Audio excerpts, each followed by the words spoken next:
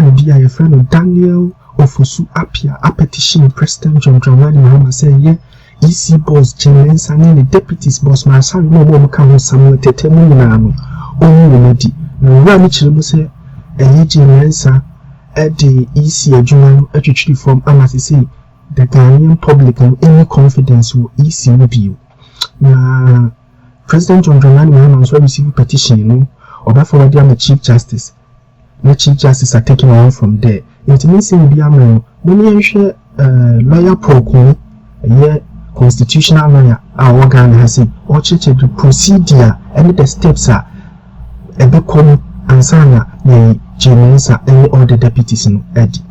But we chose to go to the Daily Post report. Daily Post says Mahama petition to remove EC chair, 3 others from office over alleged gross incompetence. And it says the resident of the Volta region has petitioned President John Dramani Mahama to remove the Electoral Commission chairperson Mensa from office.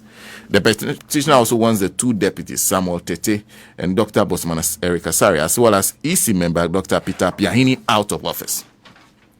The petition filed on January 27, 2025 cites a breach of fundamental human rights under Article 42 of the 1992 Constitution. It also makes a point about constitutional breaches, such as incompetence, bias, actions and inactions that undermine the public confidence in the impartiality and integrity of the Commission, contrary to Articles 23 and 296 of the 1992 Constitution. According to the petitioner, the disenfranchisement of the voters in the Central Kofi, Akpafu, Likpe, and Lolobi areas. Central Kofi, Akpafu, Likpe, and Lolobi areas during the 2020 parliamentary elections is a gross violation of citizens' rights under Article 42 of the 1992 Constitution. And before I continue, I think those of you who have been going to court over what happened in Sao for a period of 4 years, I think you need to, in a way, also push this kind of agenda. Very, very frankly, for this alone, I feel that in fact, the entire commission needs to go over this. Central Kofi Akpafu Lolobi Likpe. So I was also been expecting that even chiefs and elders in Central Kofi Akpafu Lolobi actually signs onto a petition asking for the removal of the EC chairperson and her deputies, and especially the commission. So this is a huge matter. So point 1, the petitioner, I completely agree with you on this matter. They need to go because of this. And somebody needs to at least put in the effort, and we need to push the powers as be to hold somebody accountable to this. It is the Electoral Commission that must face the consequences. And it says the petition claims the EC's action by denying Sao residents a representation in Parliament is an attempt to influence the balance of power in Parliament.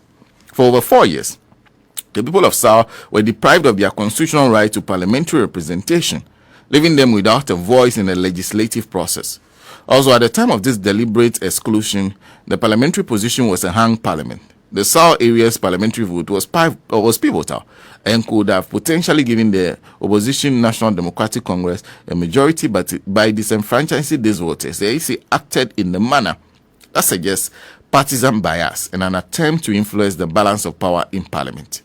The petition further described the EC's handling of the 2020 elections as poor, citing issues of errors in presidential election results and claims of bias by the commissioners.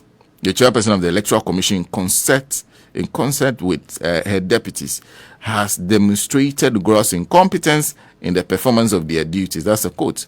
Announcing such a critical decision on the eve of an election suggests poor management and failure to anticipate the impact of the Guan district election, Guan district's creation on electoral arrangements. End quote. The petition also referenced past comments on social media by Dr. Bosman Asari and Dr. Piahini, accusing them of jeopardizing the impartiality that the commission should possess.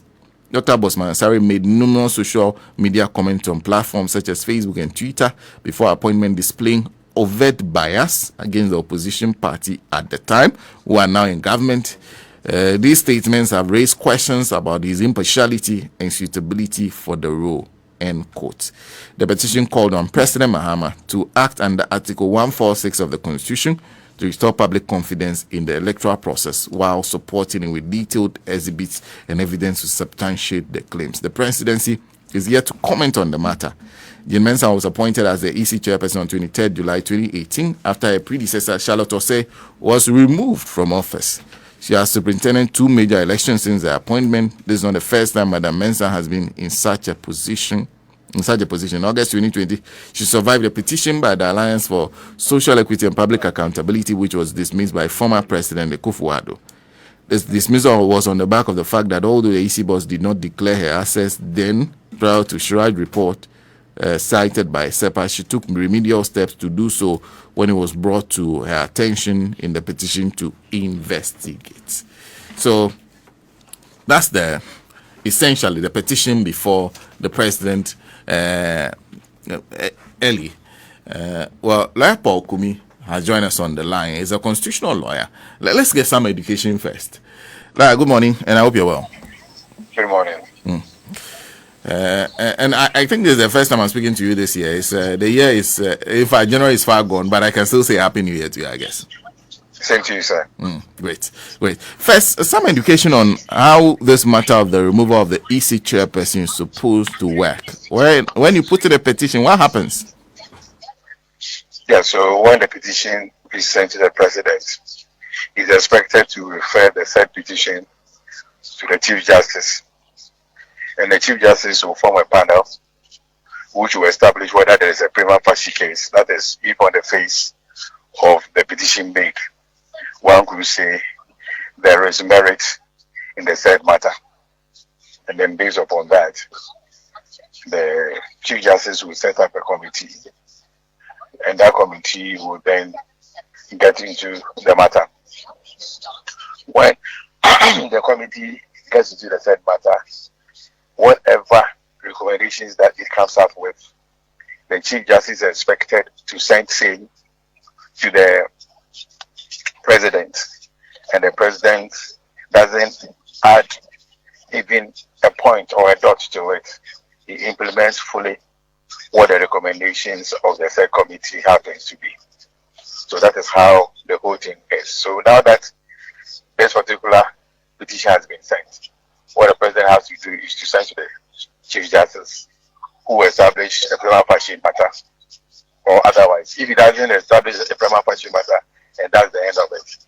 But if she does establish a prima facie, then of course a panel or a committee will be set up to get into the merits of the matter, and then the recommendations of the third committee is what the president is expected to comply with. So the main actor in all this is the Chief Justice. Well, if you may put that way, because it is a determination which we see either the case going forward or dying right there. I see. So the president doesn't have any power to take any action. So he can be the one who is assessing whether the petition is worthy or not. All he has to do is forward it to the Chief Justice. That is what it's supposed to be. And so you realize that other day when... Okay, so go on. Let me hear you. No, please go ahead. We are learning from you, so go ahead and make your point. Go ahead. Okay. No, go because ahead. I was going to ask about the weight of evidence that perhaps, what weight of evidence do you think will be relevant to making this? Because I'm sure the Chief Justice will be guided by something. Exactly what you need to show for her to say a prima facie case has been established. Yes, so for instance, if you are talking about the incompetence, the Chief Justice will have to probably see, okay, when they are talking about incompetence, what specifically are they talking about? Was it the inability to do the work well, or what? You know, so the gravity of it, the issues as raised by the petitioner, is what will let the Chief Justice know whether this case merits some kind of attention or further inquiry. I hope you understand what I'm saying. If the person just comes up and he doesn't, as it were, support his allegation of incompetence with any particular allegation, or he does not, as it were, explain the issue of incompetence that he has raised, he does not explain it very well, then he leaves that particular issue at large, because then the Chief Justice will not be able to tell exactly what it is that the person is talking about.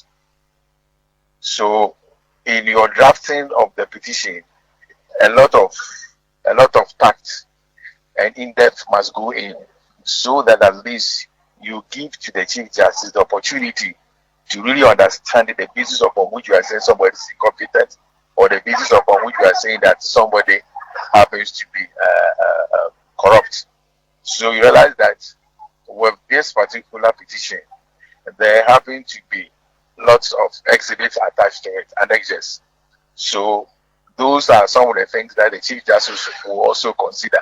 So, okay, this is what they have added to the petition that they are making. Is it worth this while to further investigate it? Or when I just look at it, I'm able to tell that, okay, this one is a very, porous matter.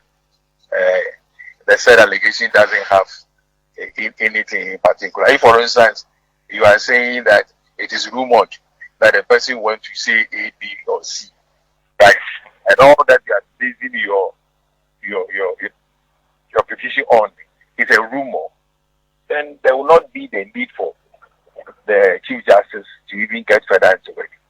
But if it is said that, oh, this person said this, and it is even reduced into print, and he has not retracted, or he has not even denied that particular statement, then of course the Chief Justice will say, okay, there appears to be, some merit in what is being said. So let me now form this committee. Let me say that the issue, has some merit. Form the committee, which will not get into it. Give the person against whom the petition has been made the opportunity to come and explain away whatever he meant by those utterances, or how come he came by the supposed incompetence that people are complaining about. And if the person is able to give proper explanation or give good reasons as to why he had to act in a particular way, then the third committee will consider it and tell whether or not the said person against whom the petition is being made is liable or otherwise.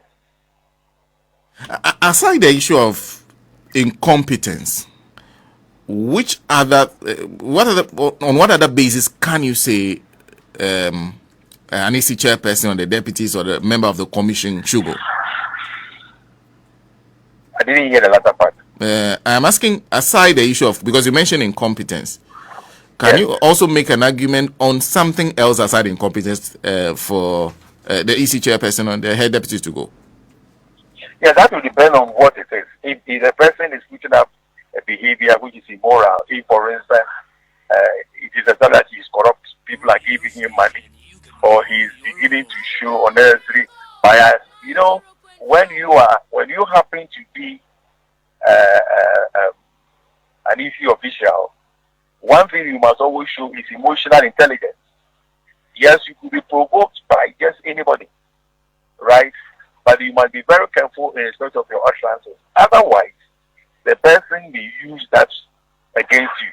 If you look at the issue of this doctor, is that Dr. Piaget also, he happens to be a known member of the NPP, was even on radio, and making arguments and all that, for the third party.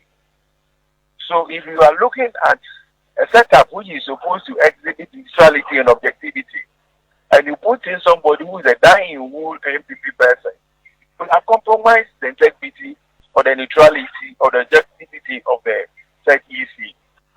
So in his case, I believe that it may not be difficult for him, to be removed from the electoral commission. But as regards the incompetence and others, as I said, the committee will have to now get into it and for him to be established to confirm the said incompetence or otherwise. For instance, if you are doing the various collation, and then the collation, it happens that you make declaration of same results for about 3 or 4 times.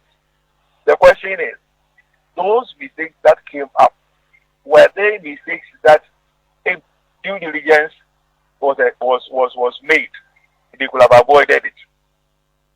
If it shows some level of carelessness on the part of, say, the EC chairperson, you cannot be toying with the whole nation with such recklessness, because that reckless attitude of yours could plunge the nation into some chaos, or it will send us into a certain situation which could probably lead to a bloodbath.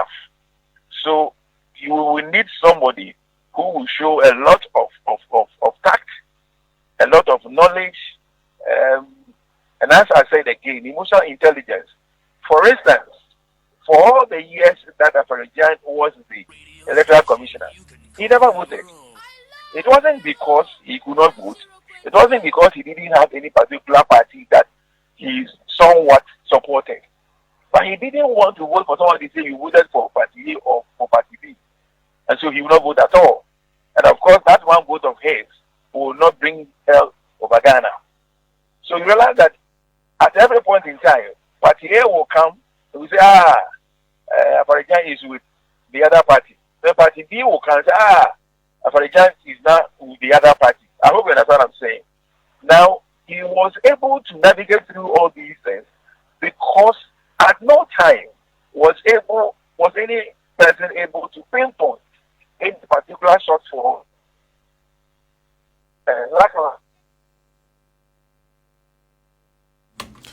Hello, La. Hello. Hello.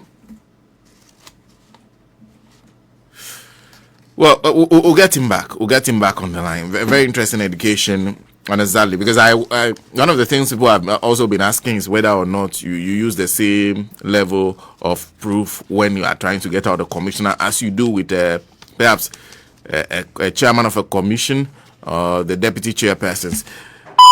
La, can you hear me? Hello, La. Hello. Oh, we still don't have him. So we'll try and we'll get him back. We'll get him back on the line. But some education in terms of, so majority of the burden of proof depends on who is filing. So the petitioner has to prove, not only allege. The petitioner has to prove. Hello? Okay, La, now we can hear you. We can hear you clearly. We're talking about Afarajan's behavior and how he didn't give away much that you can use against him. Precisely. So if you put up such a behavior, which makes it difficult for people to really tell which particular party you are in support of, or you don't make statements which will just easily make others think that you hate them. You know, because if you listen to Bosman and the statement he made, when you go on to say that a particular political party was a threat, he don't speak like that. And that is where I see intelligence, emotional intelligence is required. So you may have all those thinking about the particular party, but you must be very careful and you must keep them to yourself. Just ensure that you do what you do is right. You know, but Bosman appears to be too much of a talkative and wanting to tell people what he thinks about situations. But you cannot be doing that. It is not so much of the talking. For me, if you are an officer, and especially at the electoral commission, it should be more of your acts and not so much talking, and some of which has even landed him into this particular matter where somebody is using some statements that he made, and that is where petitioning to the president to have him removed. Now, the interesting thing about Apiahini is that he was appointed, there was the opposition, he still went into the commission.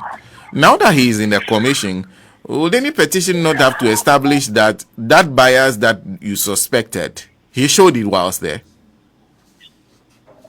Well, that is also a very interesting question as to whether he showed a bias or he did not.